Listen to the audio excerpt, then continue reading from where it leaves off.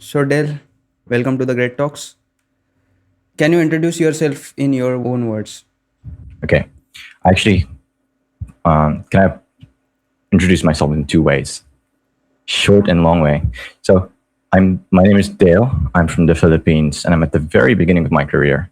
And this podcast is actually very timely because I'm trying to document my journey all throughout as I grow old.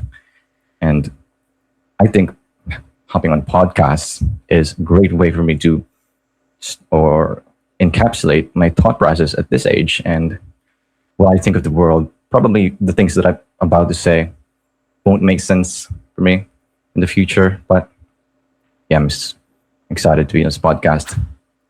But the long way is okay if I share a story. Okay, so I wouldn't be here today. I would live a completely different life living in the mountains if it weren't for my parents 21 years ago. So, what happened 21 years ago? Let me explain. What happened 21 years ago was my mother was 18 years old. She found out she was pregnant, right? My parents both found out she was pregnant. They're both at a very young age. Just imagine having a child. Like they're they're not making money. They're still in college. They're relying on their parents. So they had to think about what are they going to do about this. And my father proposed. Here's what my father proposed: let's live in Baguio, the coldest place in the Philippines, in the mountains. Start a new life there and not tell your parents. So that's what he proposed. He doesn't want her mother and parents to know that she was pregnant because she was 18 years old. But my mother responded differently. You know what she said? She passed out. So she passed out, and she had to be delivered to the hospital. And that's what my dad did. And eventually, if you're in the hospital, your parents have to know, and that's how my dad delivered the news to her parents, uh, saying that uh, your daughter's in the hospital. She passed out, and she's pregnant. And then he received a lot of cuss words from that call. But my parents tell the story whenever there's family gatherings, and they would just laugh at it and think of it as a what a time. They say tragedy plus time equals comedy, and absolutely that's what happened. But I see it differently hearing that story and thinking about it more. That story just gave my parents so much more respect for me, so much more love for me, because they were willing to take responsibility of their children and love us unconditionally. And yeah, I'm just so grateful that all of that happened. And I'm in this world today, being in this podcast, sharing my story and documenting my life. So that's kind of, in my own words, I'm just a grateful guy to be alive and all of this happening to me. And Perfect. that's pretty much it for me, for who I am and my story. That's great, man. So, at 18, how do you define success for yourself? That's a great question. At 18 years old, I define success as making decisions that I won't regret. That's kind of how I define success. Like if I just make decisions that I won't regret in the future, I'm already successful. Because, yeah, I just believe that seizing opportunities and taking risks, having one life, I think it's important to take as much risk as you can as early as you can. So success for me is making decisions that I won't regret. Perfect, bro. How did you growing up in your family shape your mindset? My family just allowed me to do whatever I want to do. They set me up to pursue what I want to pursue, to dream what I want to dream. And because of that, I I would buy books and it's okay for them. Self-help books, it's okay for them. I would enroll in programs, it's okay for them. But it takes some it's not okay for them, but I had to convince them. But eventually they would agree. And they're just so supportive of whatever it is that I'm trying to do. And that allowed me to shape my mindset because it allowed me to discover all these great successful mentors online and in the books. And that's how my mindset shaped up until now. Perfect, man. What was it like selling bread at 12 and what did that teach you? Dude, not even kidding. When I was 12, just it was 12 to 16, like over those years, I have talked to tens of thousands of people. Short conversations, quick paced conversations, because most of them are workers trying to buy bread for us as a thing for them to eat during their work. It was fast paced, and I've talked to tens of thousands. Probably it helped me develop social calibration, like understanding context, understanding people's mood, tone, and emotion whenever I'm trying to sell them. And non-verbal cues early on. I the repetitions of me selling bread and products just allowed me to understand humans in a quick pace environment selling stuff. Like I would know if someone is uh, hurrying. I would know if someone is chilling. I would know if someone is mad or happy. I could see them in their faces, and it's a it's a diverse customer base where I even talk to foreigners, Chinese, Indian, someone from Europe, America. Like, how would you talk to them at that age without knowing much English? So I had to learn it. And also, for myself, I would have to think about consciously how I should talk to those people. And my parents told me, always sound friendly, never show them that you're in a bad mood. And so even if I'm in a bad mood, even if I'm scolded or, just very angry or crying, I would talk to them with a happy face and, not letting them show that I'm having all these emotions because it is important to sell something without looking so bad because it protects your reputation as a business. Yep, sounds great. When you said you are selling bread at 12, I remember my journey. So you selling bread, I'm distributing newspapers that time. So I don't Newspapers. newspapers at Wow. on my bicycle. Tell me about it. Yeah. So I don't remember the age, but I remember the class. I was in sixth standard. So from sixth to ninth, I do that, and Mm, after that I do lot of shit, bro. Like collecting garbage, painting homes, lot of mm. things. Dude, you're doing a lot as a kid. Yeah. And still now, before I think 2022, I just moved to Mumbai. Mumbai is a richest city in the India.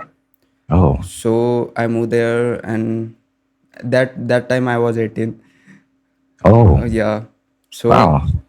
so I moved there, and I don't have job, so I did the delivery job first, and then as a delivery boy I did too much time. So after that I got a job in real estate company, and Mm, I'm distributing milk at the morning, and I'm going to the office from 10 a.m. Like from 4:30 to 9 mm. a.m. I'm distributing milk in that Early. in that city, and from 9 to 10 I get up ready for the office, and from 10 to We're 7 hustling. and 10 to 7 I go to office, and after 7 I came home, and I'm going Dude, to the delivery job. that was intensive. Yeah. So I also did a lot of things. That's why I connect to Awesome. you too much. Awesome. Yup, man. You understand what it's like. Yeah, I know. Mm. How has your parents' work ethic inspired your own journey? They were working for 16 to 18 hours every single day for, for a decade. And it made me understand. I mean, I grew up with them being a business owner, and I saw each struggle as even as a kid. I would hear about complaints about employees, complaints about all the stuff about the business. It made me understand what it's like to run a business early on as a kid.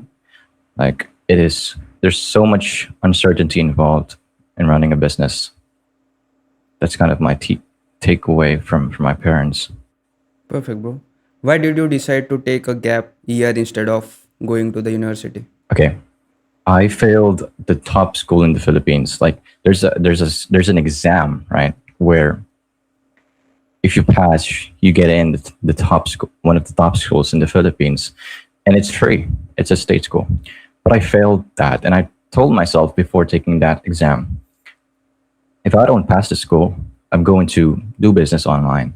So that's kind of why I took a gap year. Also, because I consumed personal development and books, reading books, I just picked up clues from successful people. A lot of successful people are telling you to not go to college if you want to start a business. Just start a business instead.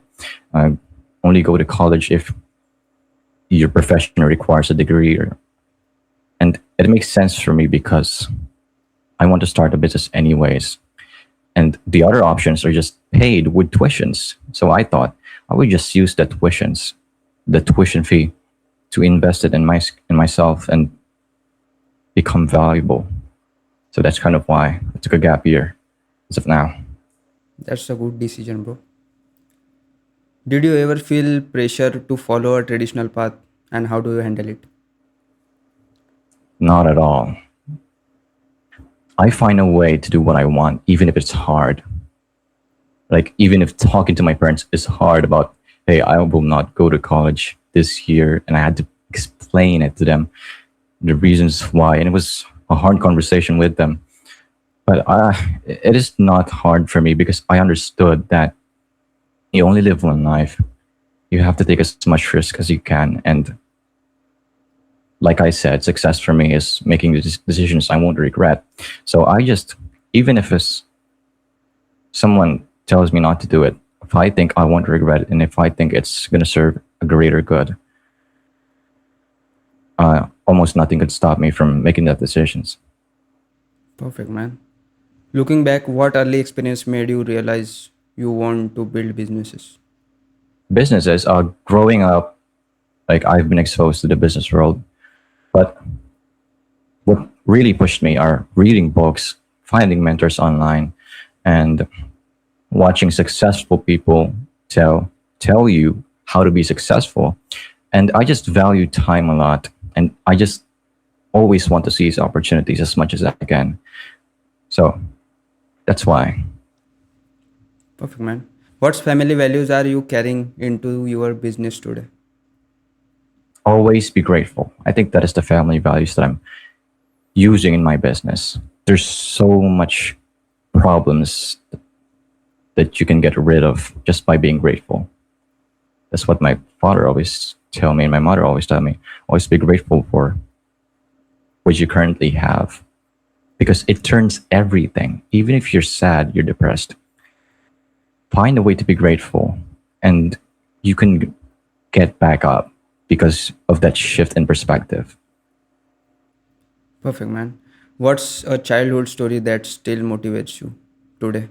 One childhood story that still motivates me today is I have an uncle that is successful. I don't know. He studies in the top school, the school that I want to be in. He studied there.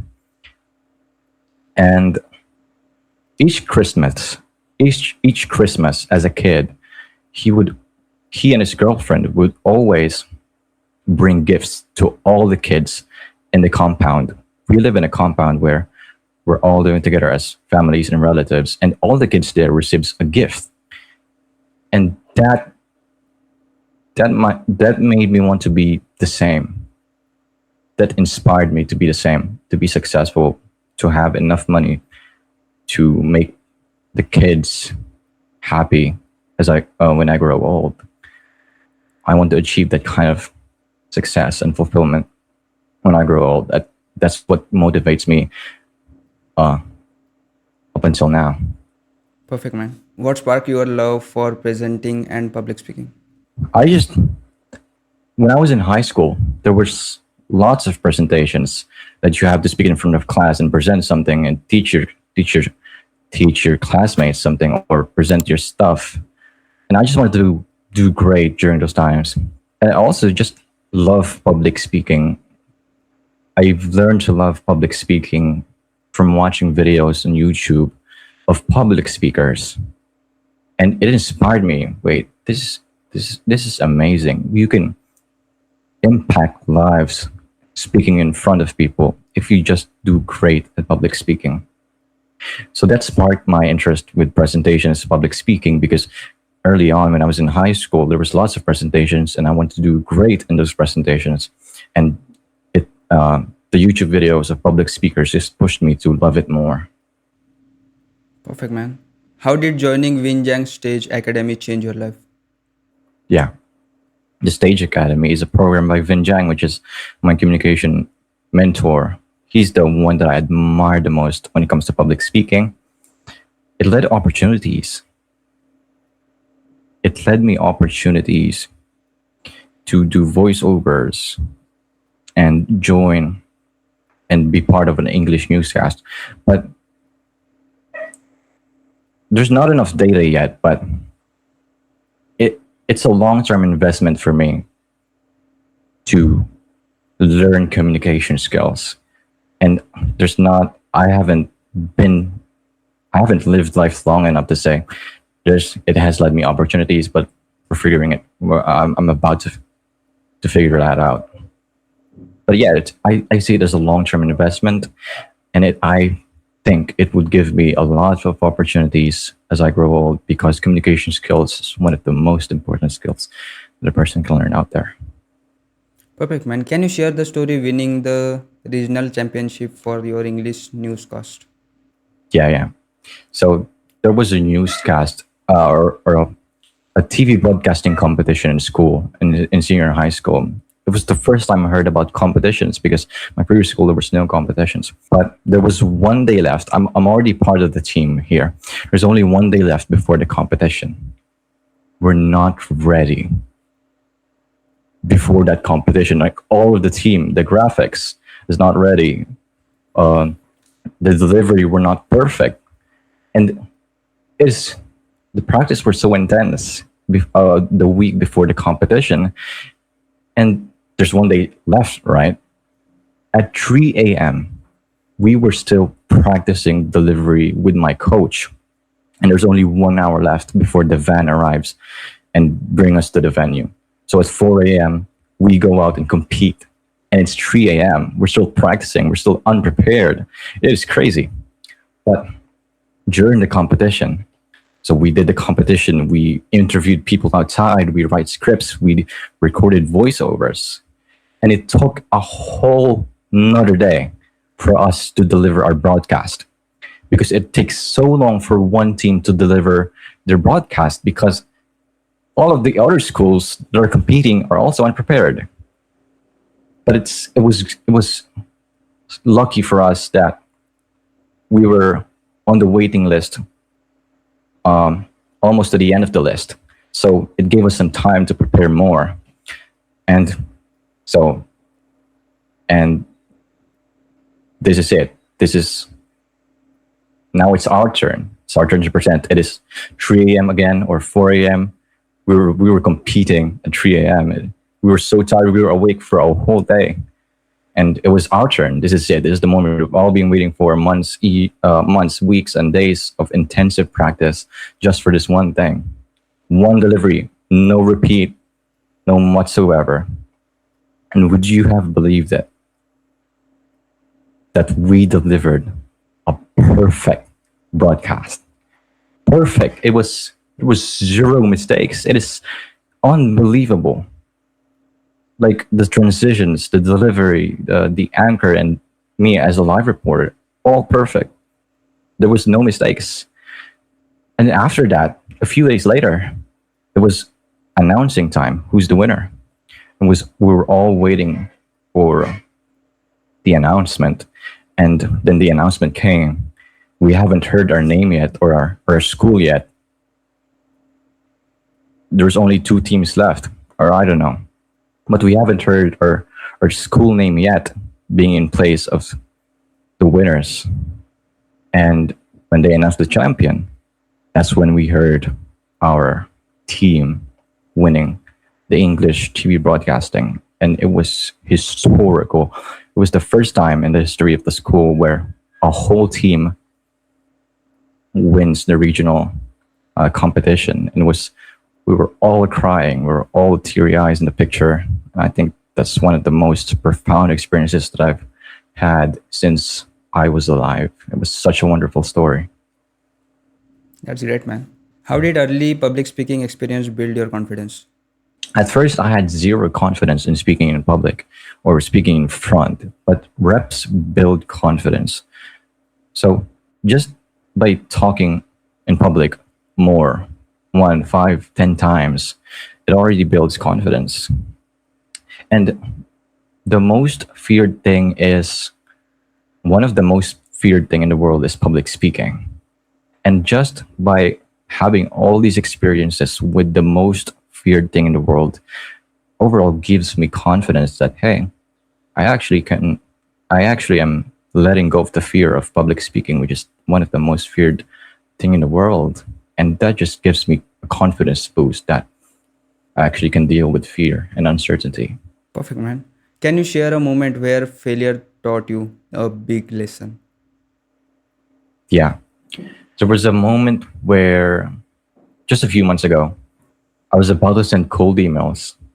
I already have the list. I already have things that I need to send a cold email, but I just hesitated. I did not press send. I did not press launch because I was scared. I was fearing all of this uncertainty of what could possibly happen if I send. I'm all unprepared. I don't know how to deal with a client because this is the first time I'm trying this type of business. And I was just scared to send the launch because of all the things that could possibly happen afterwards. But I see that as a failure because I regret it. I would have been making money now if I just sent that and just figured it out as I go, but I didn't. So the lesson that taught me is just do it or don't hesitate. It will never get easier. And if you do hesitate, actually just figure out what you need to prepare so that you won't be scared to do the thing. It's kind of a problem where if I hesitate, I don't fix the symptom or I don't fix the problem that I'm having that's preventing me from making a decision. So if, yeah, failure, just do it. And if you're unsure before you do it, just prepare. That's kind of my lesson from it. So you don't have any clients still now? Yes, zero clients. I'm at the very early beginning of the career. No problem, bro. It happens if we are trying. Because let me tell you one thing. Yeah. When I start my podcast, I message, I connect on LinkedIn to 1,000 peoples, more than 1,000 peoples. Oh, I that's a I lot. send, but 400, 400 people accept my connections, and then I message them everyone, and also I do it the cold emails. And from it's been 2 months, I think so. So we did three podcasts, and now I have 50-55 plus guests because Dude, that because is I tried, awesome. because I 55? 55, and all Wow, are entrepreneurs, AI automation experts, all are dude, those. props. Or some of them are athletes, some of them are gym trainers, That is and lot of crazy. things. So if we are trying, it will happen. Thank you. That's I the just thing. learned something from you. Appreciate it, man. Which personal development lesson had the biggest impact on you? If there's one thing that had the biggest impact on me, it is gratefulness. I learned this from Tony Robbins. I think it's been a superpower for me. It's not even a complicated thing to do, but it has helped me so much just by being grateful or finding a way to be grateful at whatever situation you're in. Because think about this. when I'm on my lows, right, I would find a way to be grateful.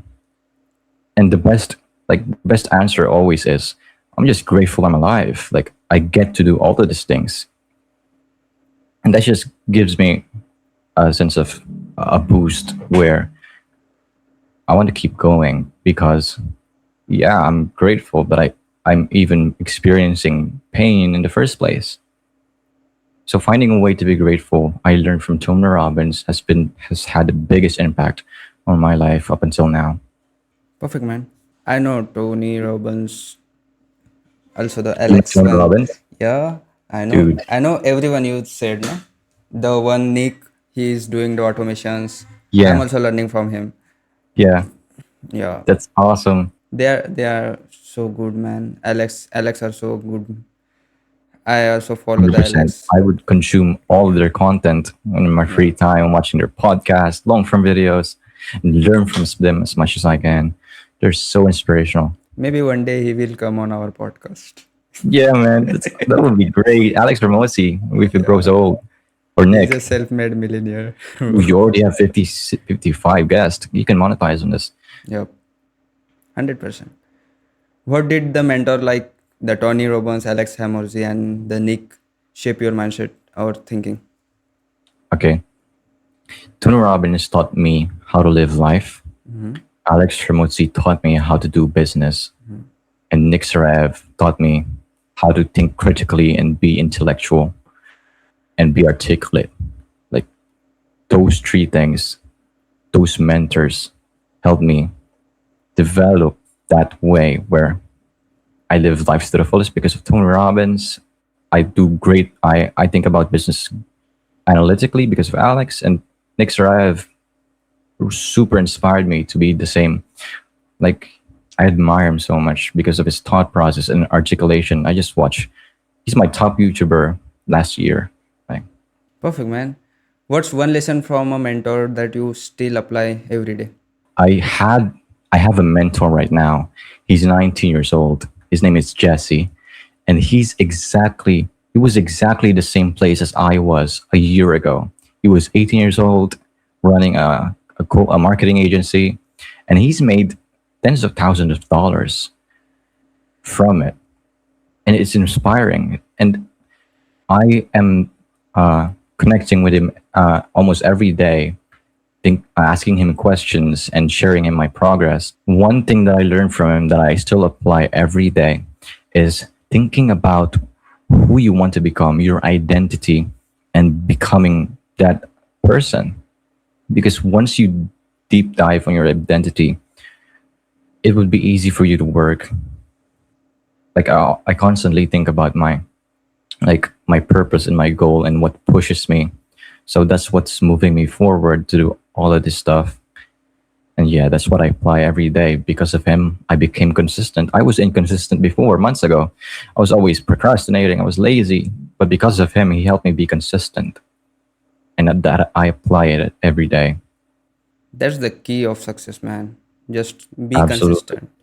Don't Absolutely. don't be don't do procrastinate. Do the work, man, and Yeah. don't be lazy. I'm not telling you to not to be lazy and be procrastinate. I'm telling the truth of being a successful man, because we are humans. We also have laziness. We also, our mind is procrastinating the work we don't want. But if when we do the work we don't like to do, then we grow. That's Yeah. the thing. Absolutely, man. How did you deal with self-doubt starting a business so young? Yeah. As when I was 16 and during high school, I always feared what other people think of me. In fact, I would always please people, adjust to what they want to do for me, or to do, and that I I just got tired of it. I got tired of thinking about what other people think, and during that time, it was when I decided, hey, I should stop thinking about what other people think and just do whatever I want. What's the best for me? And because of that, because I do not care what other people think anymore, I also did not care of what I think. So there's no more self doubt. There's no more negative self talk or the fear of talking, hearing bad from someone, even from myself. Like I would just ignore it. Like that's not true. I would avoid negative self talk as much as I can. So that got rid almost completely on my self doubt, starting a business and everything else in my life. Perfect, man. Can you tell us about casual outbounds and what you are building? Yeah, it actually started with AI automation. So it was called casually automated, but then I shift the focus to lead generating automations, and I focused to cold email and renamed it casual outbounds. I just, I just, all I do is generate leads for clients. That's kind of what I do. And I'm very early on. I've never had clients. I'm just starting my career, and I'm excited this year about the business. Perfect, man. So you tried AI automation, right? Yeah, Which tool you use? Which platform you use for AI automations? make and Make.com. some and but mostly make. Make. So when you are starting to learn make.com, how did you like it's it's not free, I think so. The Yeah, make.com, it is. right? So how did you learn that? I just signed up. There was a free trial, right? 1 week, and then there was a startup program where you just put your put your website in and explain what you do, and then they will give you a free 1 year of free teams of Make. That's kind of how I learned Make because they gave me the startup program, which is giving me free access to the automations and complete access to the automations. That's awesome, man. I like to hear that. So which platform do you prefer for AI automation, on n10 or make? Honestly, I'm about to learn AI automation again just to include it to my services, but I'm thinking of moving to N8N or Cloud Code because Make has been there's been a downtrend with Make. Nobody uses it much that much, so I'm shifting to the ones that are most efficient and effective, which I think is Cloud Code or N8N. n10. I also have n10 on my computer. It's self-hosted. Supposed that. Yeah. So how do you define a qualified lead in your business? Yeah, a qualified lead for my kind of service is if it's B2B and they sell something that is high ticket. That's a qualified lead for me. Why did cold email becomes your favorite marketing strategy? Yeah, because cold email is the most cost effective way of doing cold outreach. Nick explained that. Alex Ramosi says that, and it is cost effective, and you can scale it to tens of thousands. So that's because I'm from the Philippines. I don't have much money. I'm young. I'm broke. It's one of the best way to start a service because it is cost effective. You are not broke, bro. You are building something. Broke is Yeah, thank those you. are they don't do something. They are a lazy piece of shit. So they are broke. Thank you. We are not. We are we Okay, are I'm we not are on broke. a yeah. We are on a path of success. Yeah, So don't call it a broke boy. What's the biggest misconception people have about cold emailing? a lot of people think cold emails is spraying and praying and blasting thousands of people emails, and that gives a bad reputation to it. But it's actually not. Some are sure sending thousands of emails at scale, not even thinking about what they wrote. But for an agency like me who actually thinks about running cold emails, we send to people who needs our services, and it only gets bad reputation and misconception when it sends to people who don't need it at all. So that's kind of the biggest misconception. It's not just spraying and praying. It's actually pretty targeted leads. Perfect, man. Could you give a high level overview of how you'll run a cold email campaign? Yeah, yeah. A high level overview. Just 5 steps. I learned uh, I learned this from Lee Jen Jang. The first is infrastructure. Mm-hmm. The second is lead list. Mm-hmm. The third is deliverability. And the fourth is offer. And the fifth one is copy. That's that's how to run a cold email. Actually, I have a whiteboard where I put in my process. Can I share it real quick? Yeah, sure. Yeah, great. So this is how you run a cold email in simple terms. You buy domains and mailboxes. That's $12 a year, $350 per mailbox. Then you start your warm up in a cold email sending platform, and you keep it on forever. Set up the right instantly settings, and you wait 4 weeks of warming up. You can wait 2 weeks, 3 weeks, but 4 weeks is the best way to ensure deliverability. After you set that up, you scrape leads and then you verify those leads. Make sure it's also well targeted. Next would be inbox placement tests. So before you start sending massive amount of cold emails, start with a test if it's actually landing on their inboxes. So that's what the next thing you're going to do after you have the lead list and the copy. And then once it's live, you're going to monitor the results, the metrics. And once you have the metrics, see if what works and what doesn't work. You're going to split test, which you're going to test all of these words, copies, subject lines, and offers that is the most receptive to your customer profile. And that's basically it. It's really simple. Perfect, man. Yeah. It's a great. What's part of cold emailing excite you the most? It's it's the testing. It excites me the most because that's where I unleash my creativity, unleash my brain, and just think about all the ways that would make a person click this email. And that's what I'm looking forward the most whenever I'm running cold email campaigns. Perfect, man. How do you stay creative and innovative in outbound marketing? I just repeatedly ask myself this question: what makes this person want to read? If I just keep consistently asking myself that question, eventually I would think of all the ways of what will make this person read this email. So that's kind of how I stay innovative and creative with cold emails.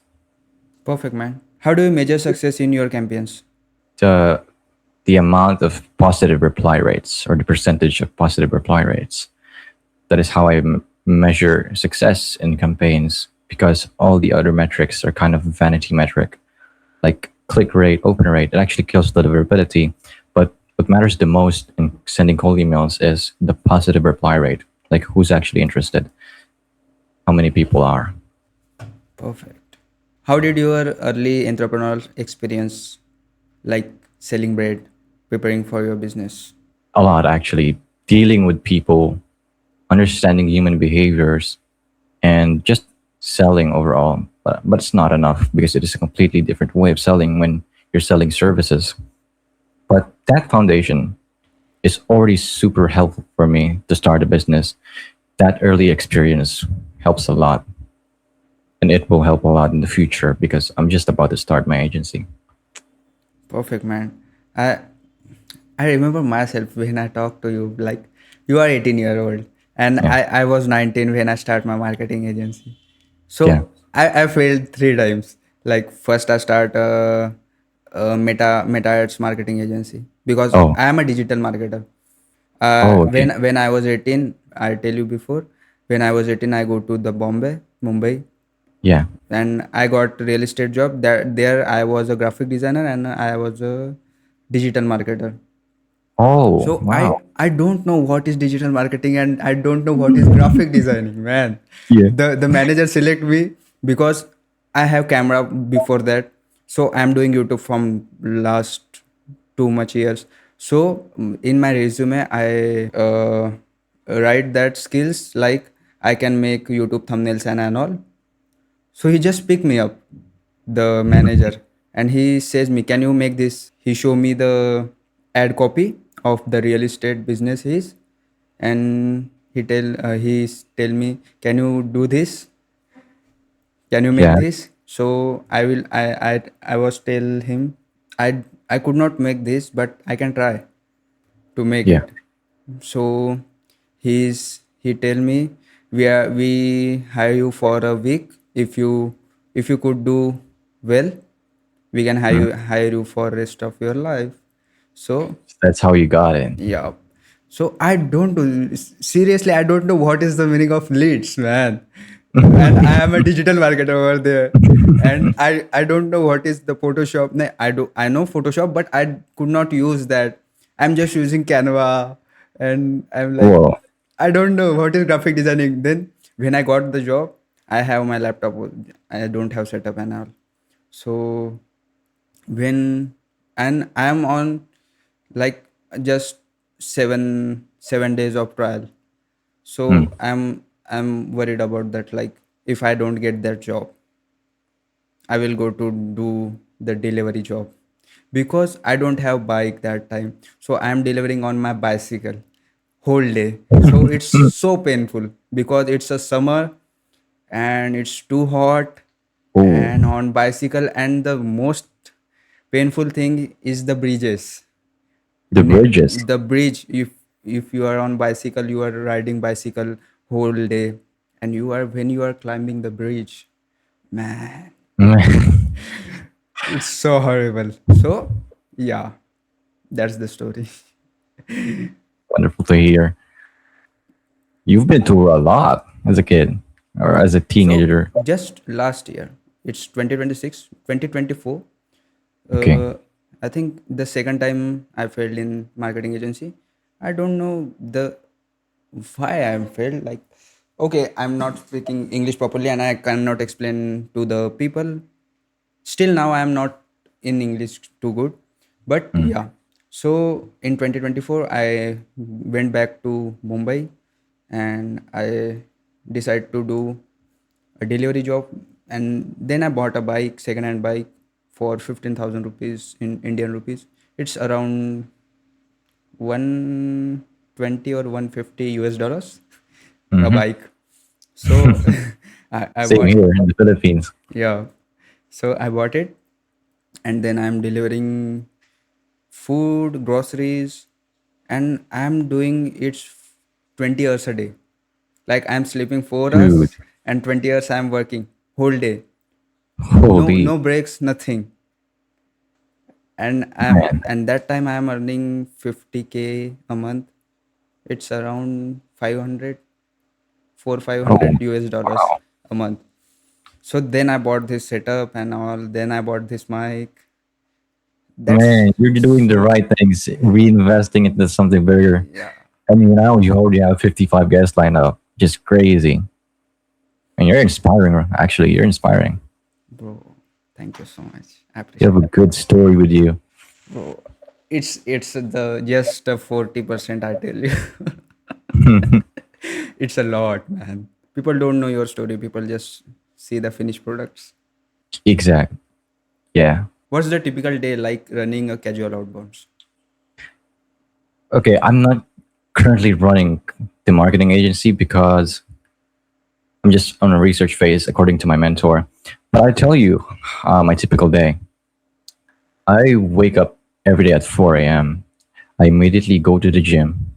And then after the gym, I walk for 20 to 30 minutes and then shower at home and then start my work, start outreaching and then making content. That's kind of my typical day been doing. So where do you find your mentor? I actually found him on LinkedIn and I didn't know he was a mentor. I only know him selling marketing services, marketing agency services. But when I hopped on the call, shared him my story, like I'm broke, not broke, like you said, not broke. I don't have money and I'm running the same services as him, he offered me, I will help you reach your goals. And that's kind of how I uh, discovered my mentor. But also, I chose him because he's exactly where I want to be. And he is, I just trust him. And that's kind of how I discovered my mentor, and I don't regret it at all. He's been helping me every step of the way. How much he charge? He charges 4,500 US dollars, which I can't afford. Like, I have no money, right? But this was our uh, this is our like contract. You would say I would pay him $500, and then until I'm making 10,000 US dollars a month, I'm paying him the rest, which is so generous, That's the so perfect, generous of him. man. I like Like, it. imagine he would help me make 10K, then I would pay the rest 4,000 only after that. What a nice guy. That's the perfect offer, man. I Yeah, like it. like it. What's the most important skill someone your age should develop today? It's what I learned from Tony Robbins, which is finding a way to say thanks. Finding a way, really find a way, even if it's so negative, you're in such a bad situation, find a way to say thanks. And that will just shift something in your brain and will keep you going forward. I think I would love to have every single person in my generation to have that kind of skill. And I think it would do great for the world. Perfect, man. Be grateful for what we have. Yeah. How do you approach learning new skills quickly? Yeah. So this is the first time I'm actually learning skills because because I'm young, right? And what I do, Nick taught me this, and basically every single successful person is telling you just apply. But what I'm doing is as I'm watching or as I'm reading, I immediately apply. I watch this, pause, apply, then continue. That's kind of how I learned automation and cold email, and just learning from feedback. That's how I learned quickly with the skill. Perfect, man. So, like, you are 18, I'm 21, and people on our age, they are partying, they are enjoying, they have a lot of girlfriends, they have lot of fun, they go to vacation, and we are working 24 by 7. Hmm. Have you bothered it any time? How do I feel about it? Yeah. I'm actually like I'm the kind of person who says, do whatever you want. So I don't really have much thoughts or opinions about them. But I see a lot of my friends like in bars, drinking or going on good nice vacations, studying well. Like I wish them well, all of them. Me But too. hey, we're in our own paths and I'm doing this alone. I have no one to talk to about this. Only the people online like yourself and my mentor and all these wonderful people that I meet online from LinkedIn. The And Yeah. what about you, man? How do you feel about? Yeah, I'm telling that. That's why I'm talking. So, what I feel, we are doing what we love, and they are doing what they love. They are drinking, they are on bars, they have a lot of girlfriends. But we think, I think so, we think those things are not made for us. Maybe we can do when we make a lot of money, but I think I don't drink rest of my life. I don't want to drink because my dad don't drink, so I don't have that. I don't want to do part. I don't have that type of mindset like I do parties. I want lot of girlfriends and I want to drink a lot of like. So I think we want a one woman and our businesses. We want to grow. We want to be a great man.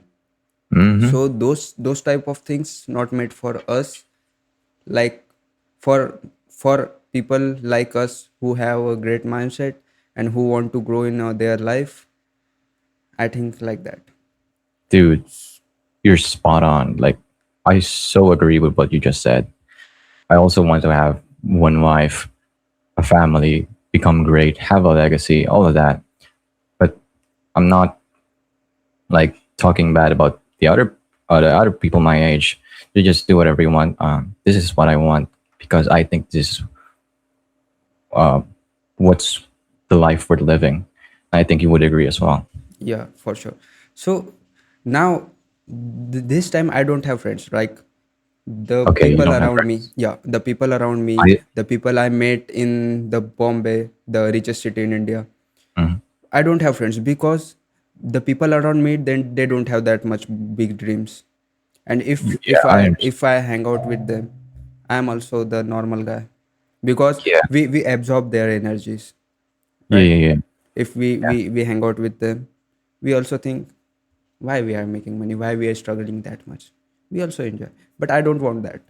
So I don't have friends here. And when I was in Bombay, in Mumbai, those peoples are very different. Like those I am around with people who want to look rich, not to be rich. Dude, So I my understand that. So I don't want to be that person also. I don't want to be look rich. Like, oh, I have iPhone 17 Pro Max and I oh have, look rich. yeah, Oh, yeah, okay, look rich. that's what it's like in Mumbai. Yeah.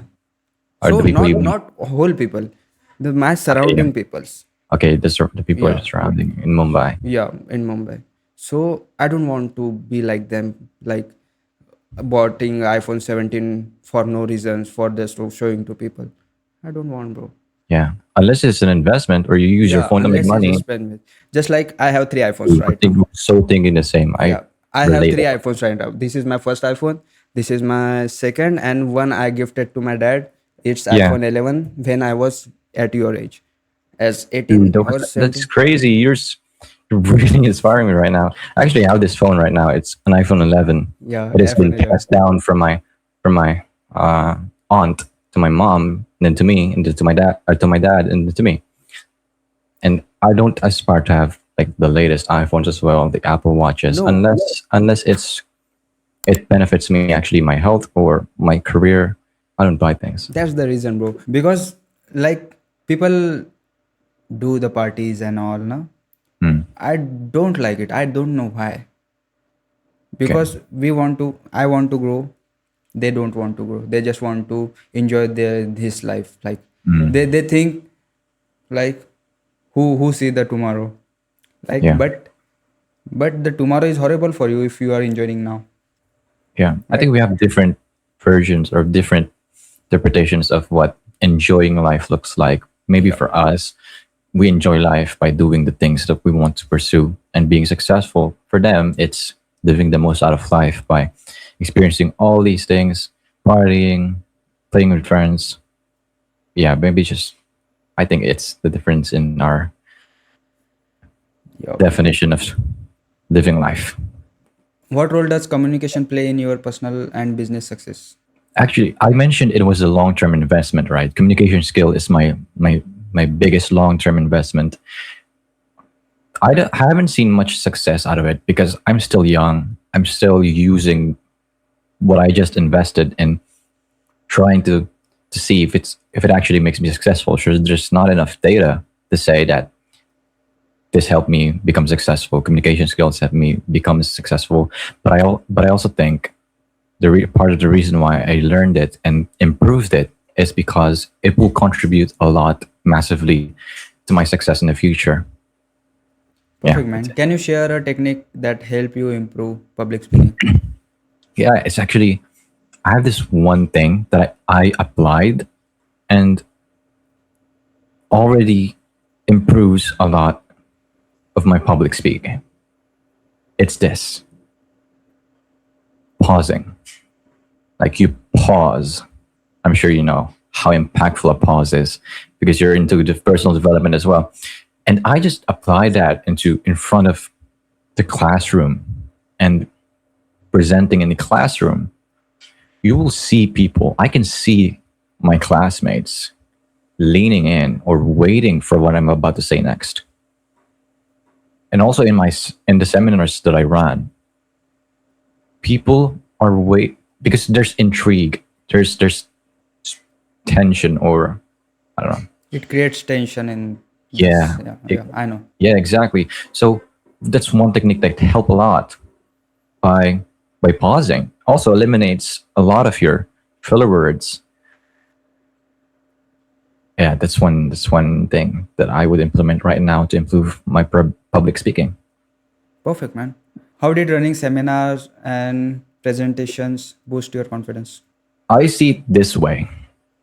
I didn't do it for myself or to improve myself. I did it to help people. That's kind of what's in my mind.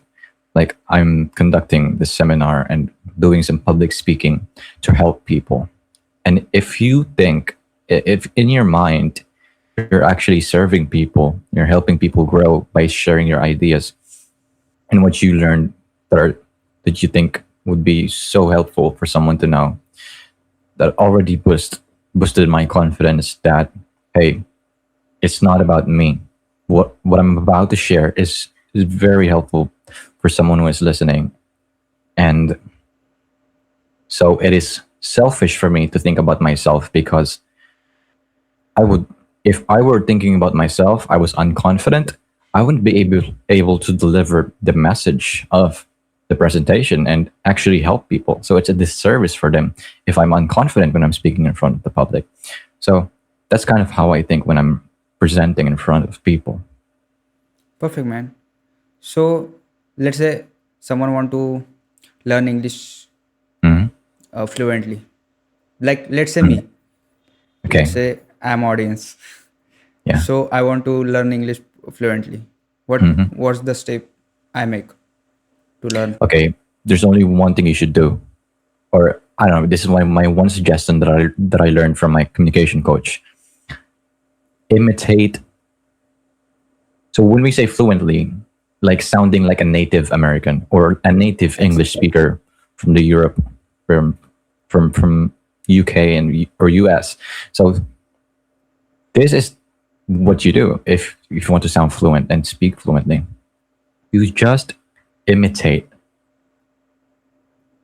the accent of native speakers.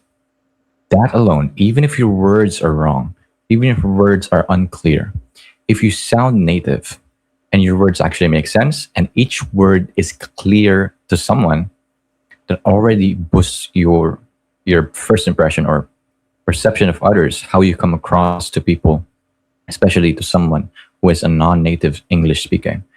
So that's what I did when I was improving my English. I would have a lot of 5-minute videos, 17, 20-minute videos recording myself just talking in plain English with an accent that isn't Filipino, but a native accent. And I imitated kind of a British accent Perfect, man. because, yeah, Go ahead.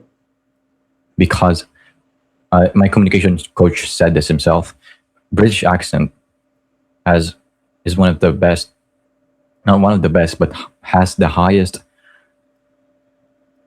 perception or positive perception to people because it signals intellect or just sounding good overall.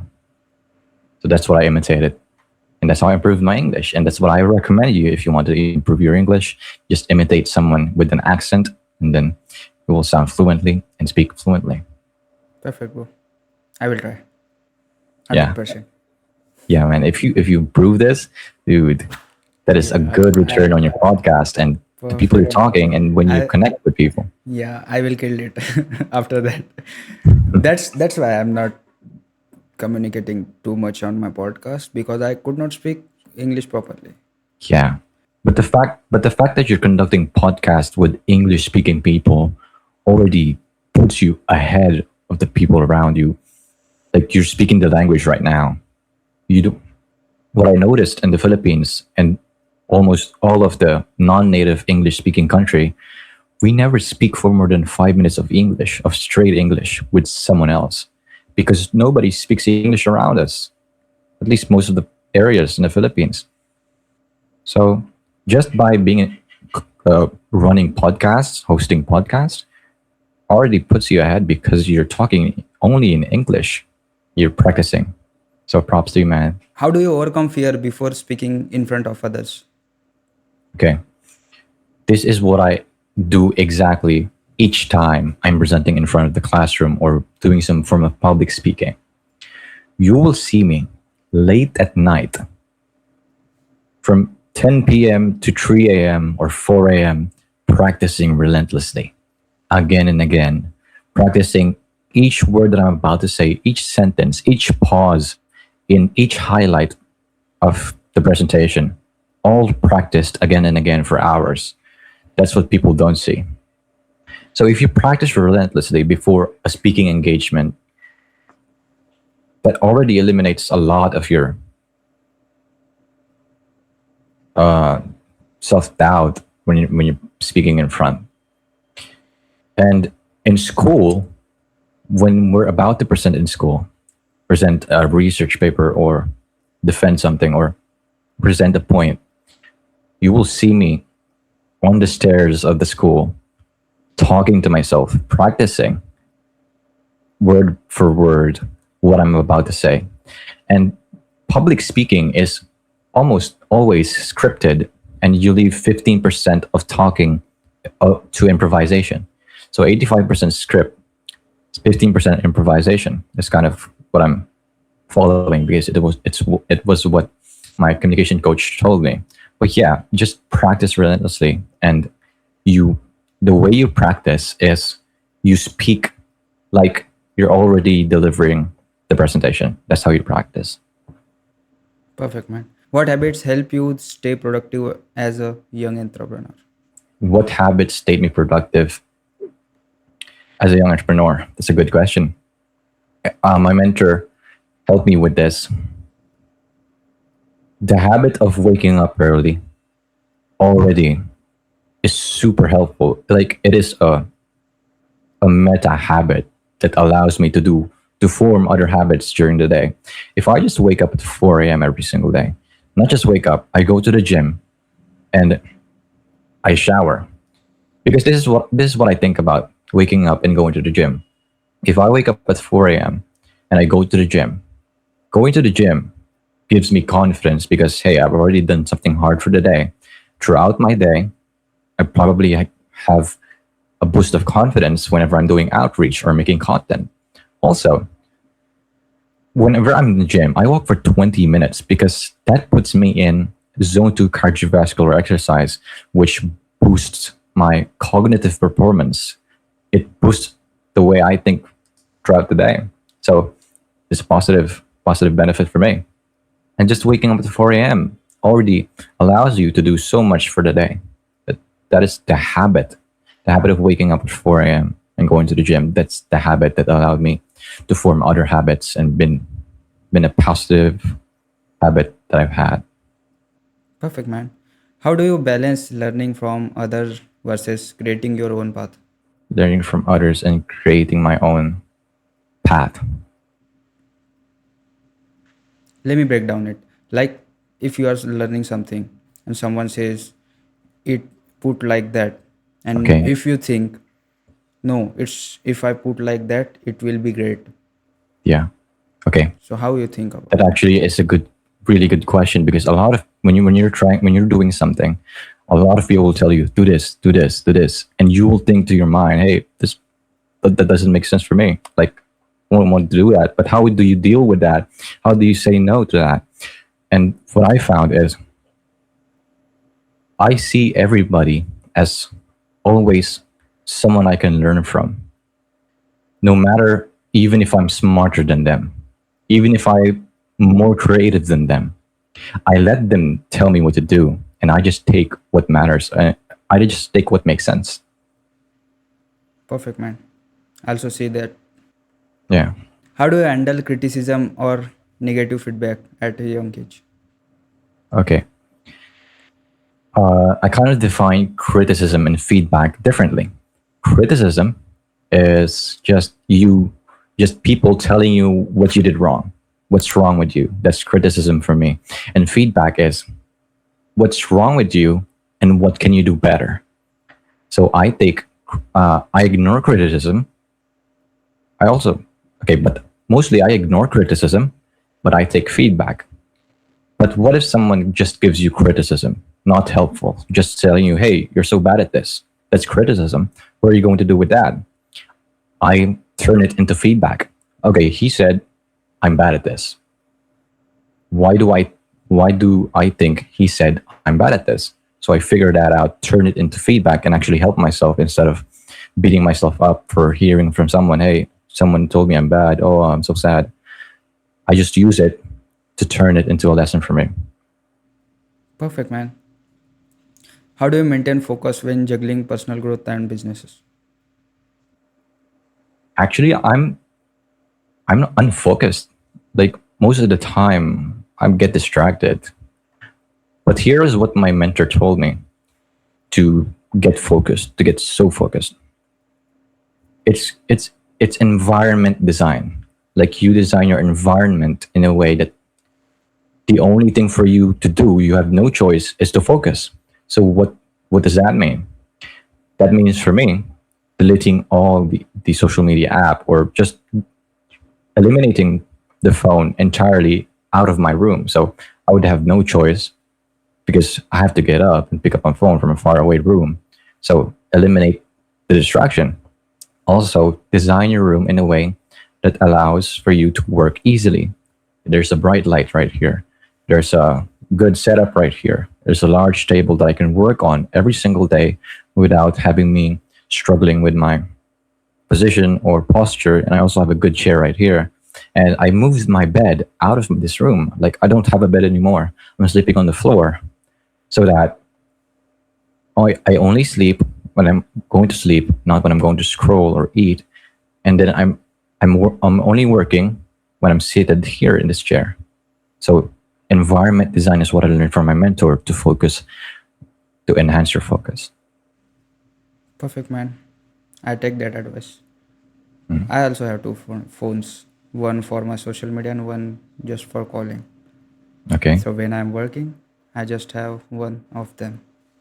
And when I'm posting content or I'm doing some scheduling for content, then I use the next one. Oh, nice. That's interesting. Each phone has its use cases. Yeah.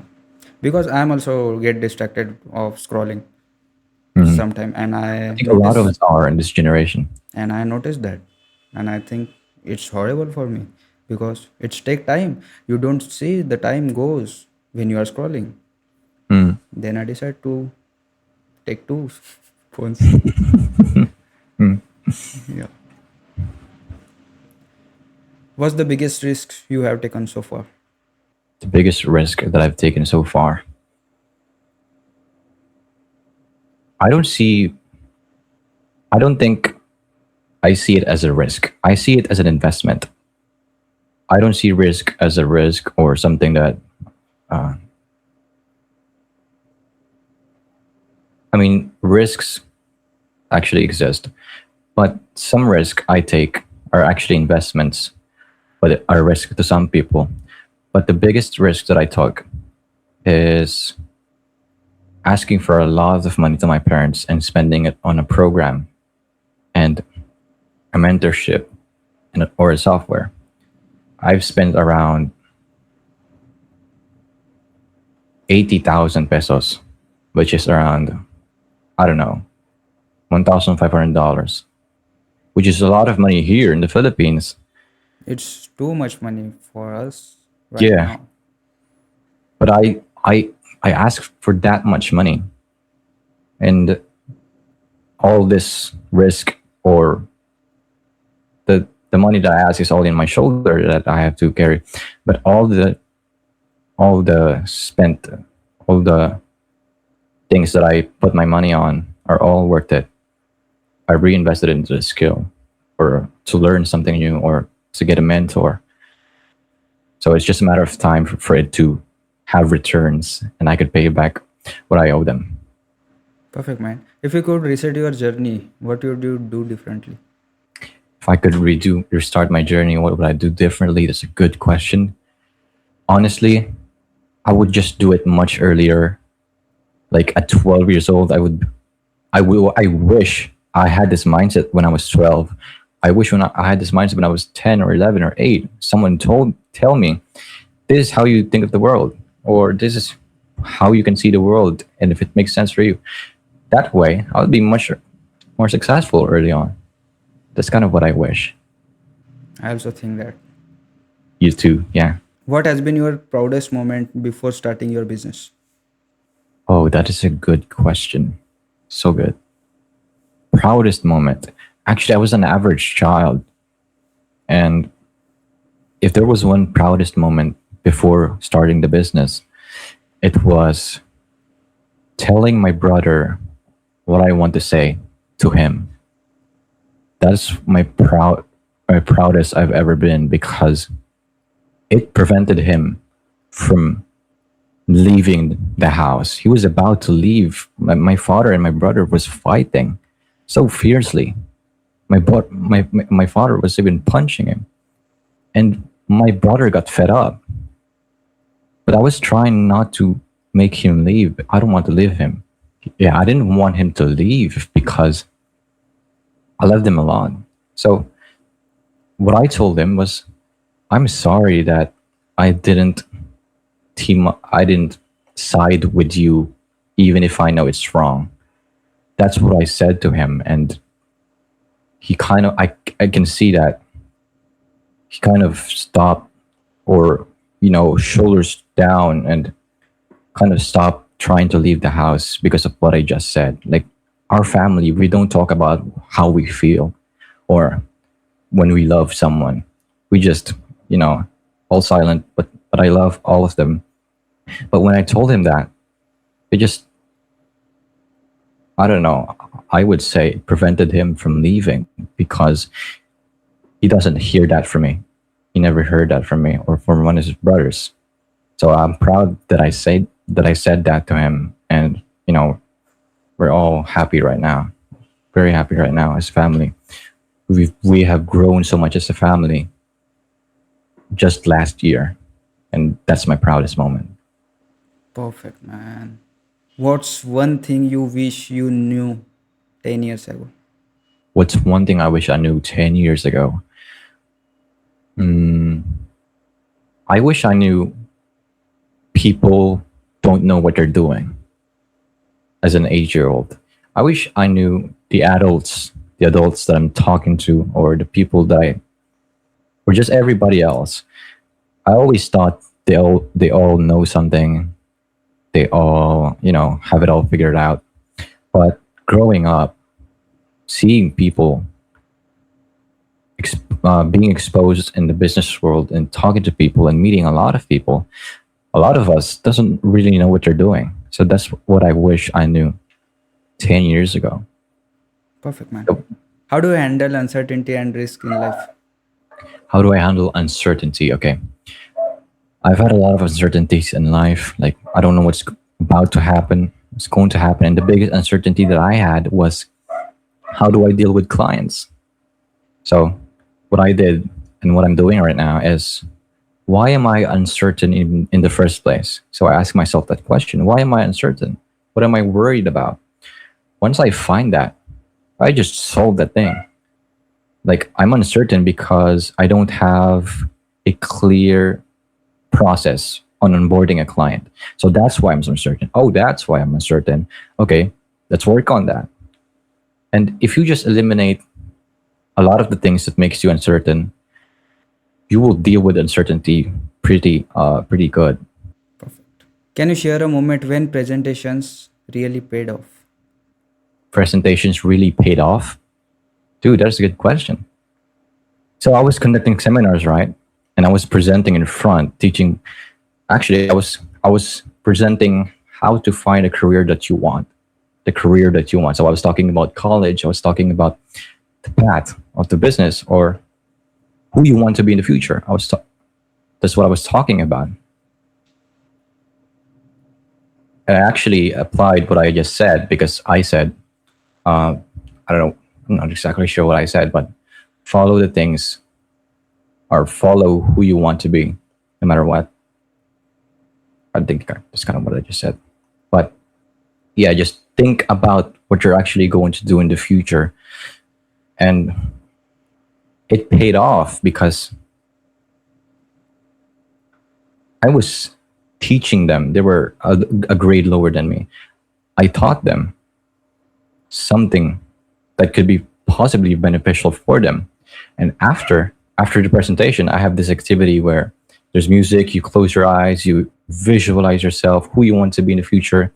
And I'm telling them, close your eyes, imagine yourself being the person you want to be. Even if someone tells you don't do it, even if someone is doubting you, even if someone telling you or criticizing you, but you're still there standing, imagine that. And once after the activity, I see people crying, students crying. They cried, and I was surprised.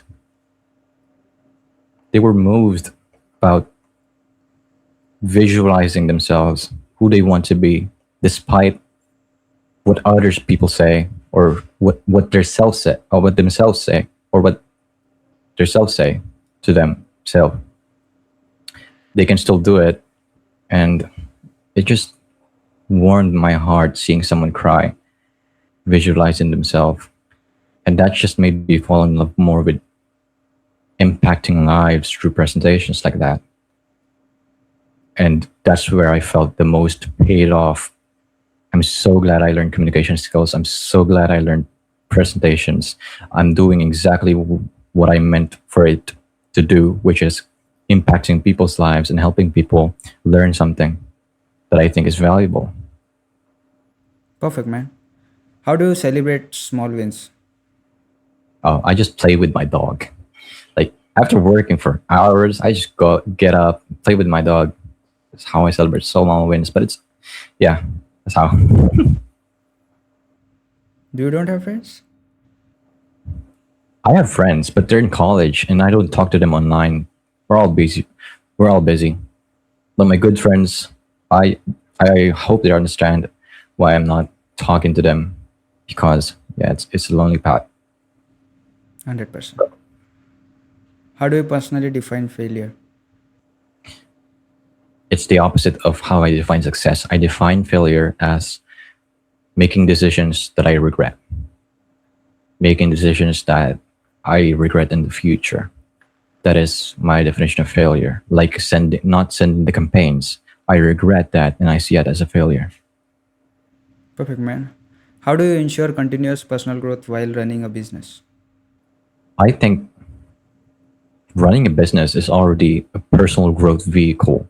So just by trying to run a business already makes me continuously improving personal growth. And on the side, I love watching videos. Probably shouldn't and just start applying, but I love watching videos, reading books to improve personally and talk to people. Perfect, man. How do you solve problem when things get tough? How do I solve problems when things get tough? I simply solve them as soon as possible, because it will never get easier, and it will only get harder if you just keep it as a problem. So I just solve it as soon as possible, as soon as I can. Perfect, man. What daily habits contribute most to your productivity and mindset?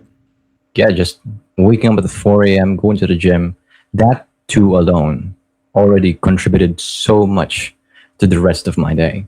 Outreach, content, talking to people, socializing, that too alone, and working on the most important thing in the first few hours, that has contributed the most for my personal and business success. Perfect, man. How do you prioritize learning in a busy schedule? How do I prioritize learning in a busy schedule? Learning is not okay. How do I prioritize things?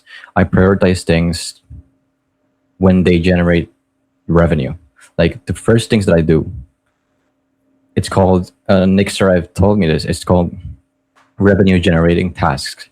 So unless it's revenue generating, learning is like the bottom of the priority list. But if learning is something would directly generate me revenue, like a skill or a fix to a problem, then I would prioritize learning. Perfect. How do you decide whose advice to follow and whose to ignore? If they have what I want and it makes sense to me, I follow them. 100%. Can you share a book that profoundly influenced your thinking and thinking? Yeah. There's this one book that I read almost the entire school year. It's called The 101 Complete Collection, I think. The collection 101 Complete by John Maxwell. It's as it's thick. It's a 500, 600 page book that I consumed. And I think it has helped me the most because each time I read something new, I put it in my journal. And just by doing that, made me take in so much from the book. And it's a combination of a lot of things: attitude, mindset, team, leadership, and teamwork, all in one book. So it's been pretty helpful for me. Perfect, man. How do you approach goal setting for both business and personal life? So when I set goals, I used to set goals outcome or outcome based goals. Like I want to make 10,000. I want to be muscular. I want to be jacked. I want to have a good sleep schedule. But I learned this from Nick. I changed that and made all of my goals this year as input goals. So that's how I set goals now. I set input goals. What do I do? Here's an example of an input goal. I would send 500 LinkedIn DMs. I would go to the gym 3 times a week, right? I would wake up at 4 a.m. every single day. So it's input, like what I do, what I put in, not an outcome like making 10K. Because if I set input goals, the outcome that I want, making 10K or getting jacked, becomes a byproduct. It becomes a outcome. So if I just keep DMing people 500 times, eventually I will get a client. So I'm going to make money. If I just go to the gym 3 times, I will get bigger. So input goals is my favorite way of setting goals. Perfect, man. How much hours do you sleep? Honestly, I struggle with sleep a lot, but most of the time is 6 hours, 7 hours, 8 hours. I mean, barely 7 hours, but mostly 1 hour, 2 hour, 3 hours. Seriously? But yeah, like the past few months, ever since I started the business, it is so crazy. My sleep schedule is so wrecked, but I fixed that kind of. I'm trying to fix it now with a mentor. Now I sleep 5 hours, 6 hours, 7 hours, which is great. Perfect, man. It's so impressive. What about you, man? I Uh, I what sleep time? 6. Oh, 6. I don't have sleeping time because when I'm recording podcast, Mm-hmm. because of time zone, Yeah. when I'm recording podcast with some US guests, Mm-hmm. I need to stay up at night. So my Understand, man. schedule is so different. If I in 24 hours I sleep 6 hours. I don't know Mm-hmm. when I get time. I sleep 6 hours. That's it. Totally understand, man. I mean, just yesterday, I woke up at 3 a.m. just to hop on a meeting with this client, with this US person. So yeah, I mean, it's okay for me because I'm not making any money. So I have to be flexible at first and be able to stomach uh, this current situation. But I hope it changes once I actually start making money. But yeah, time zone difference is kind of hard. That's why I have before that I have my schedule. I sleep 4 hours, 12 to 4, and I wake up Oh, at 4 and I go to gym at 5. But because of the time zone, I need to split some things, yeah, and also I increase 2 hours of sleep because I heard somewhere if you could not get a good sleep, you cannot be too much productive in your work. yeah, Right. dude. So I increase 2 hours of sleep, and not I'm sleeping 6 hours every day.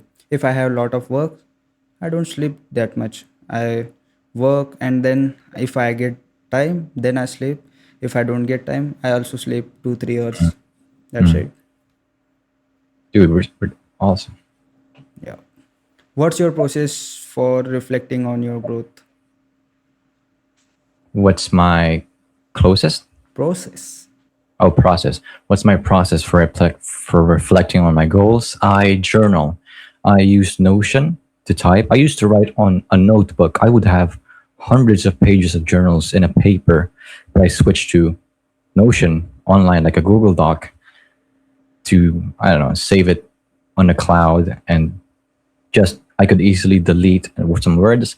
But how I reflect is I journal what I did wrong, what I did right, and then what I'm going to do next if I face the situation.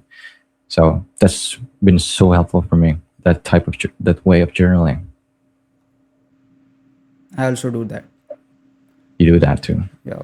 man. I have 200-300 pages book here, Yo, and I write every day.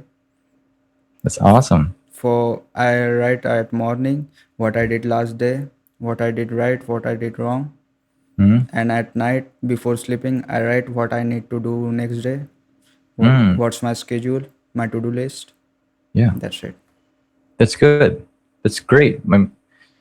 Successful. I think Alex Ramosi said this is to write what you gonna do the next day. So you eliminate, you just pass off the thinking the next day, so that you don't have to think about what you're going to do. You already had it planned out the That's day it. before. Dude, that's awesome. See, you apply that. How do you stay grounded while being ambitious and young? Working with reality helped me stay grounded. Like I understand, like I just work well with reality. Like I it's okay for me if all these things happens to me, all these things are seen on me. That's just reality, and I just work with reality, not try and complain about it. That's how I stay grounded. Like I understand that if I'm from the Philippines, US clients will trust me less. If I'm And yeah, I understand that if there's a time zone difference, then I'm gonna have to wake up early. I'm gonna have to stay up at night. So I just love working with reality, and it helped me just become more, just grow more. Perfect, man. What mindset shift have dramatically improved your life? I like to say gratefulness, but identity, like doing a deep dive on who I really want to become. So Tony Robbins told this. There's two things that motivates you: push and pull motivation. So I did my best to find what pushes me to do the things that I'm doing and what pulls me to keep doing it. And it's so helpful. Like push is actually like the pain in the past, or what keeps you going, or push is like this. Maybe I'm poor. Maybe I grew up in a bad family. That's what pushes me to do business. And what pulls me is my purpose, or what do I want to leave in the world? And that pulls me towards my goal. Say, hey, you should do this because it's pulling you to try and achieve that goal. That's Perfect. been biggest mindset shift to me is locking on my identity, who I want to become, who I was, and how can I use my past to fuel my future and Perfect, grow man. in the future. Got it. How do you stay open to learn from unexpected source? Yeah, I just learn from everybody, from everyone, like I said. So no matter how small it is, or no matter how, like whatever it is, even just learning a new language. Like I learned from someone that it snows on India. Like I talked to someone from India, it snows on India. Oh, okay, that's interesting. But everyone, I can learn from everyone and everything if I just look for it. And I'm always open to learn from everyone and everything. I even learned a lot from you. You have a cool story, man. You have a great success story. I am not successful yet. You will be in the future. 100%. That's actually interesting, right? Like being on a podcast, us being this young and having something to look at in the future once we're actually successful. Hey, I was talking about this. I was talking about being successful in this podcast. And then 20 years later, you will see this same podcast. Hey, I'm so young, so driven, so ambitious. Then, then what's better that is it's more interesting is if you're actually successful. That makes you fulfilled. That's Uh, why I'm documenting my life. And man, from what I'm Perfect. hearing from you, you will be successful. After 1 to 2 decades, we will see our podcast. Oh Yeah, yeah, man. we do that this time. Dude, that is so interesting and wonderful thing. Like being alive in this day, having something to look at when you grow old or before you die. Hey, actually, don't regret doing all of this. I'm glad I did this podcast with Abhishek. All of that is crazy and insane to live right now in this world with this technology. Perfect, man. So I think we will successful because I'm very delusional, man. Like Yeah. I think like I make it. I don't know why. I don't know the path. I don't know what I do. I don't have a roadmap, but I think I will do, and all of my dreams are get done. I think the same. Like there's no room for failure. I mean, Yeah, the only way we lose is if we give up and stop trying. that But I that don't think I'm that ever going to stop. that doesn't I don't think exist in you're my ever going to dictionary. stop because you're so diligent. You're always so hardworking. I don't think you're ever going to stop. The giving up word doesn't exist in my dictionary, bro. Hmm. So what are the last questions? Okay, just to last Dude, one. awesome. Dude, it's so great being in this podcast, man. Like I just gained a friend here. Like you're so inspiring. I'm seriously You too, inspired bro. by your story and If just how hard you hustle buying all of these things for yourself and your family is truly inspiring for me. Thank you so much, bro. Like, if I don't have my musician career, I will be successful at this age. I think so because Mm. I wasted my 3 4 years on music, and it didn't work because we don't have money to promote and do the best, do go to the best studios, do the best videos and promoting. So that's why I waste, and I think we need to make money first to make good music. Yeah. Dude, that's so true. Like for you to do the things that you want in a good way, you need to make a lot of money. Just like in, like everything. That I found that to be true. Like you need a lot of money to do the things that you want good, like at good quality. I was 16-year-old when I was first go to Bombay to shoot my Oh, music video. I don't go with my parents. I just go single you're low. person All the, alone. Yeah, at the 16, and the Bombay is from my home is like 800 kilometers from here. how did you go to Mumbai at 16? Just I want to build something big. So I don't Dude, I you're don't so ambitious. That is impressive. I don't have interest in studies and all. I don't want to go college and do university and get a job. I don't want that. So I'm curious. I'm curious. Like, what gave you this mindset of not wanting to go to college, so pursuing something bigger? yeah, I tell you. So basically from my childhood I have a lot of problems, like I tell my brother and all. So I am a homeless guy from my childhood. Hmm. I don't have food to eat because I Dude. don't have money Hmm. and I don't have anything. So I work a lot to get food because when my mom dad at home, then my home is. So in the afternoon I get hungry. So I don't have money. So I work, and because of that struggle, I know the job is not for me and I could not do job too much. And then I decide, because from my childhood I have a lot of big dreams, like I want to make world records. The first I think I will be a football player. So Hmm. I did a match like when I was fifth or sixth standard. I i did a match under 14 or under 13 Hmm. as a football player. Hmm.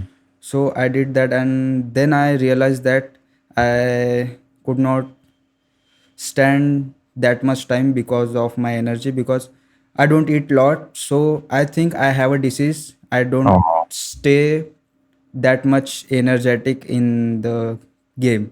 So I quit the football then I also have the music passion, and I follow the music from there from 6 4 5 6 to till now.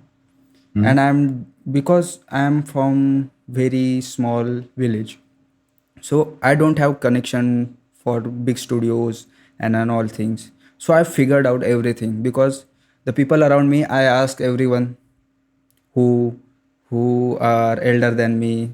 I ask everyone how to do that, how to do that. They don't tell because they don't know.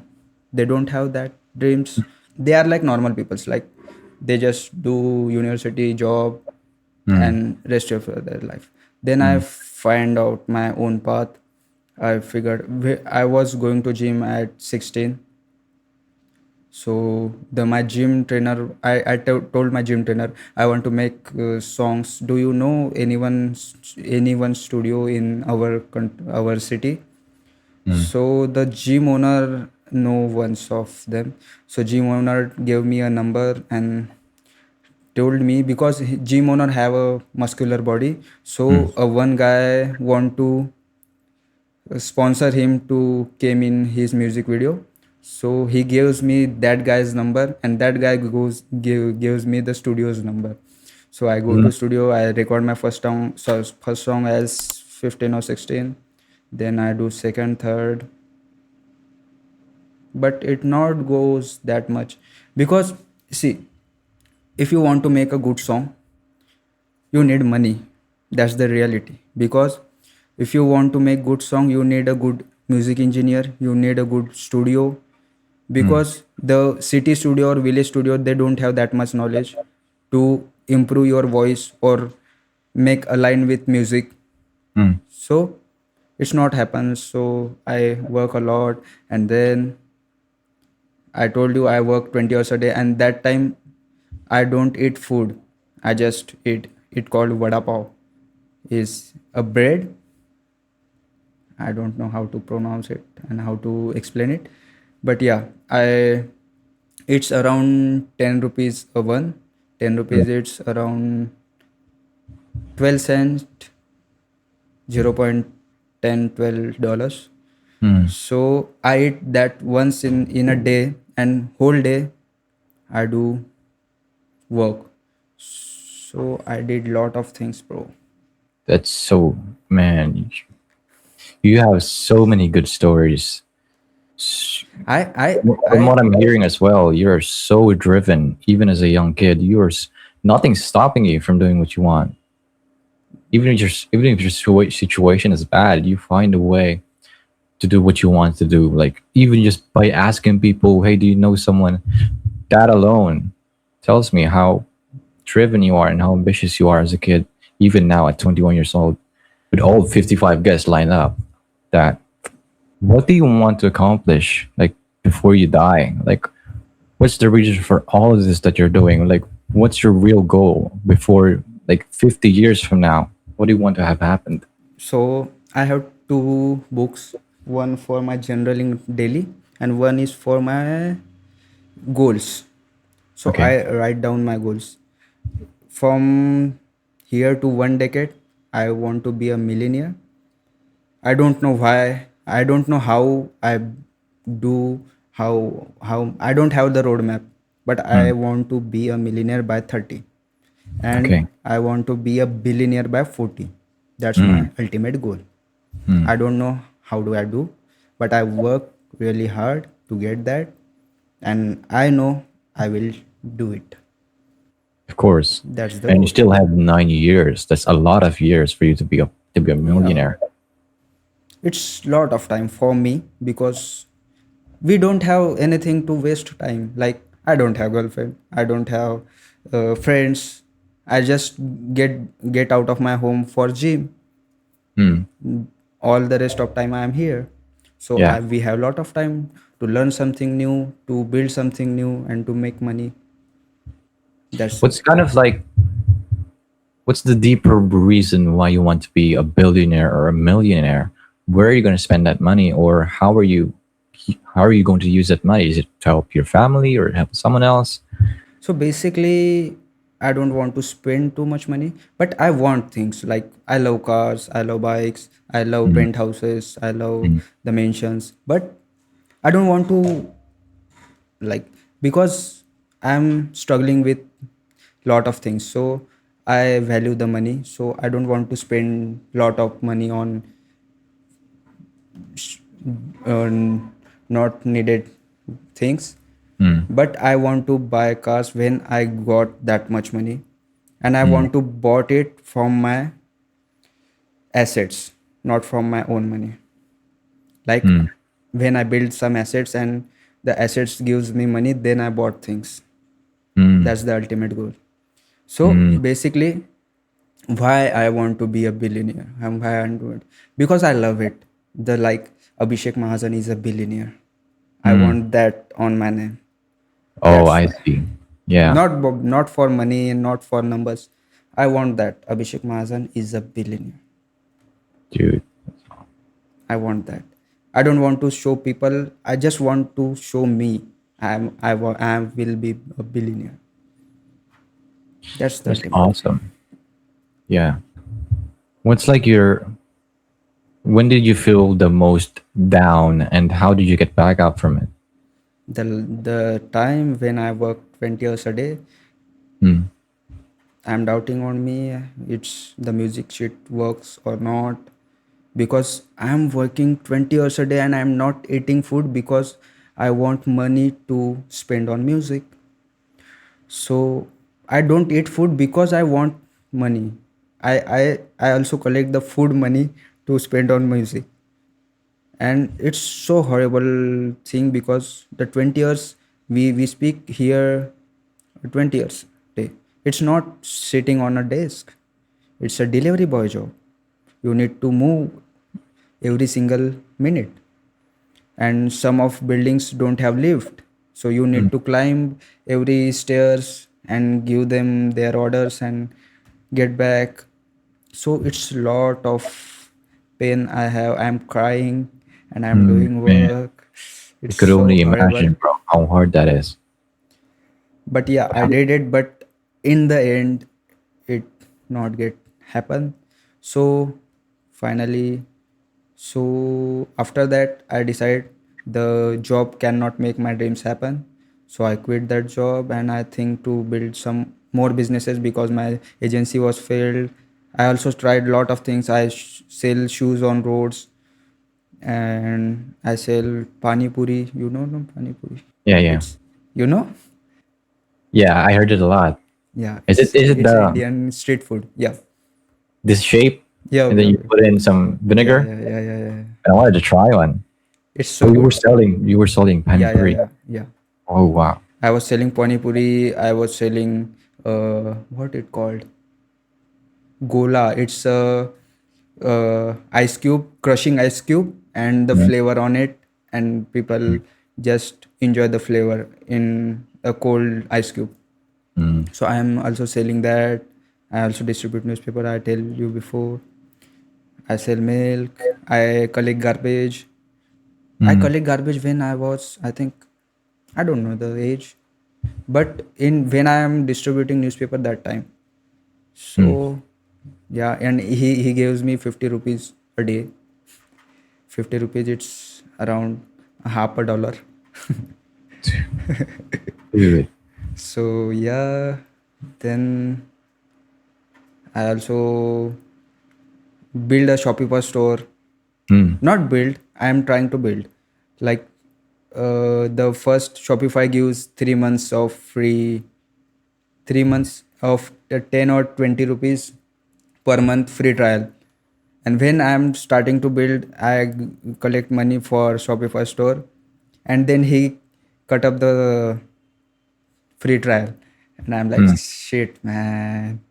So I quit there. I don't want to spend money on that because I need money to I need money to market the products. So I quit that. I tried a lot of things, and then I quit the job, 20 hours a day, Mm. and uh, I saved too much money, but I spend a lot of money on music also.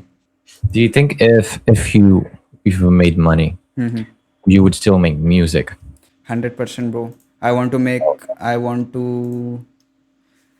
to make a world record of the most expensive music video in the history.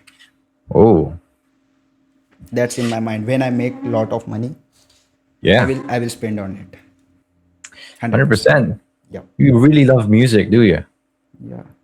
You I really I like making lo- music. I love, and tried really hard to get it, but because of money I don't get it. I don't have excuse, but it's the It's just reality. hard. It's the Yeah, reality. You yeah, need money to make good things. But yeah, I don't have excuse like, oh, I don't have money, I don't do music. No. When I get, I will make it. yeah, man. Inspiring man you are. Thank you, So man. glad you reached out to me on LinkedIn, man. Like you have so many stories of you like being so low, like selling pani puri or working 20 hours just to earn 25, I don't know, just to earn a small amount. I'm talking to someone who is going to be successful in the future with a good success story. Like if you just keep going, you don't stop. That's 100%. that's that's kind of insane to think. Like the people The you're talking to right now when they're young, eventually they will grow old. And if they grow old, they will be successful because of how they act right now at a young age. Dude, I just want to say, I want you to be successful. I want to see you be successful in 5 years, 10 years, seeing you somewhere again saying, Abhishek Mahajan is now successful and connecting again in a few years.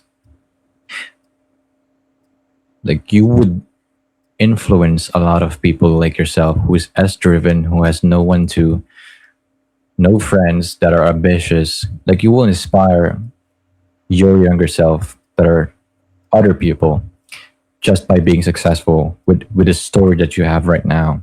So I want to see you successful. I want to see you up the top in a few years. I want to you too. Thank you. That's why we are talking on. I'm talking with the future millionaire. I'm actually talking to a future millionaire too. 100%, man. A lot of people are struggling with consistency actually because of our phones and Phones because and of human body, because our body mm, wants to be a comfortable. mm, They don't want to be do hard shit. yeah, we're at a point on technology where everything is so convenient and easy. Like there's not much reason for people to do much anymore. Like why do I have to work if I can have AI do this for me? Or why do I have to do, I don't know, just everything is just so easy now, which makes it harder for people to become consistent and do hard things. And Tony Robbins shared this pattern that he's that we're seeing time and time again throughout the history. Bad times create good men. Good men create good times. Good times create weak men. And weak men create bad times. And it's cycle again and again. And we're at a good time right now, and it's creating so many weak people not doing hard things. And eventually, if everyone is being so easy, the pattern will repeat. If everyone is not doing anything, the weak people will create hard times, and then good people will show up because of the hard times, like yourself. Like you've been through hard times, it created you to be a good person. That's what's going to happen in the future because of how easy it is to live right now with all the convenience we have with technology. You don't have to walk 500 miles or 300 kilometers to get to some place. You just have to use the car. Yeah, this is kind of the pattern I want to share. That's the thing, man. Like I listen to David Goggins and Joe Rogan. Mm, So what they tell, then I discipline.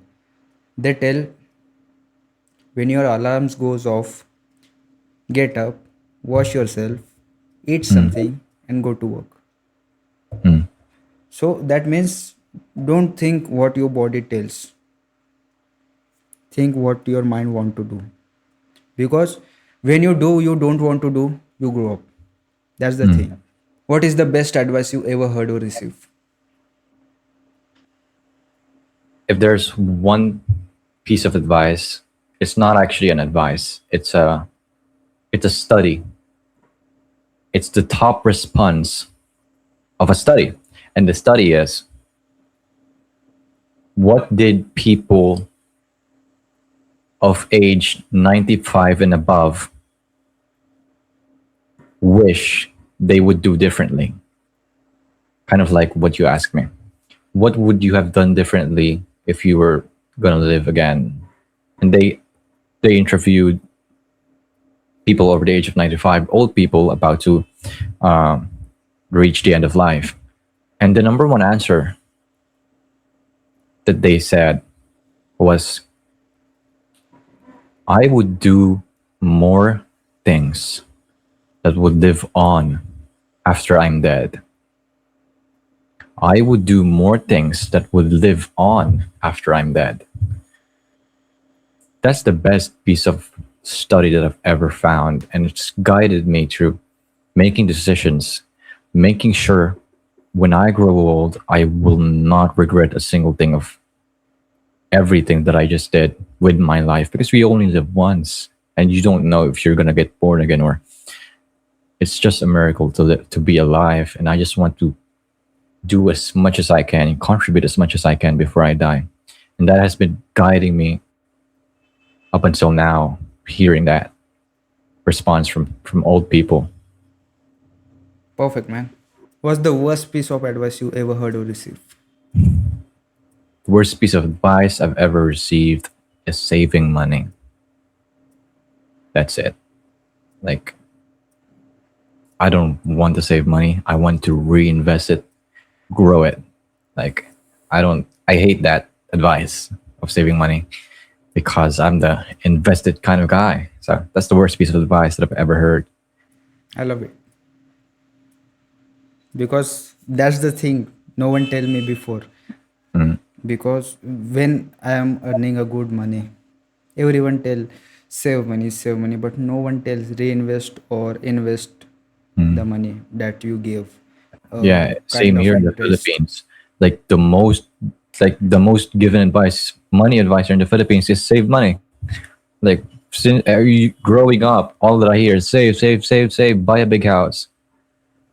But I think it's wrong. It's wrong. 100%. Yeah, For us, it's wrong. I don't know about people. for But yeah, us, it's for wrong. us, it's wrong. With this kind of Mindset. thinking, it's wrong. Yep. But yeah, you do whatever you want. I'm the kind of guy, do whatever you want. What makes you happy? That's the thing, man. Thank you for coming on our podcast today.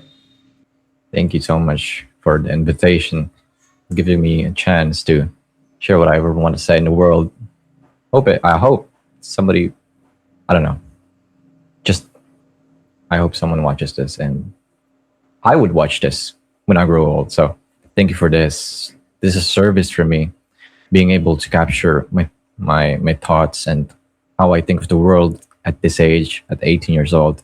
And it's going to change a lot over the years. So this is a good memory saved. So we talk for us and we don't have anything to speak now. It's the end of the video. We done.